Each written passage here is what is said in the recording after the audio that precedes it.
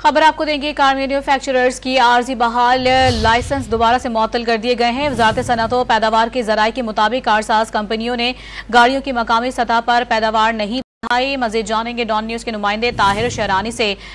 ताहिर, बताएगा वजारत सनअत व पैदावार का इस हवाले से क्या कहना है और क्या तफसीलात हैं आपके पास? देखें, निगरान हुकूमत में कार मैन्युफैक्चरर्स के खिलाफ बड़े एक्शन के बाद दिए जाने वाले आर्जी रिलीज की मुद्दत खत्म होने पर कार मैन्युफैक्चरर्स के आर्जी तौर पर बहाल लाइसेंस दोबारा मुअत्तल हो गए हैं। इससे कबल वजारत सनअत पैदावार ने 3 बड़ी कार कंपनियों के मुअत्तल शुदा मैन्युफैक्चरिंग लाइसेंस 31 दिसंबर 2023 तक आर्जी तौर पर बहाल किए थे।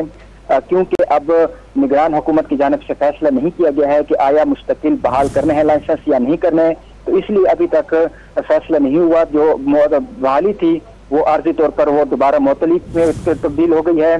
ज़राए का कहना है कि कार कंपनियों ने बिजनेस प्लान जमा करा दिया था, ताहम अभी तक जमा कराए के प्लान पर फैसला नहीं हुआ। ज़राए वजारत सनअत पैदावार के मुताबिक कार मैन्युफैक्चरर्स के मुअत्तल शुदा लाइसेंस आर्जी तौर पर बहाल कर दिए थे और 31 दिसंबर 2023 तक कार मैन्युफैक्चरर्स से बिजनेस प्लान तलब किया गया था। इससे कबल कार मैन्युफैक्चरर्स के खिलाफ गाड़ी की एक्सपोर्ट और लोकलाइजेशन से मुतालिक शराइत पूरी न करने पर कार्रवाई के तहत 3 बड़ी कार कंपनियों को मैन्युफैक्चरिंग लाइसेंस मुअत्तल किए गए थे।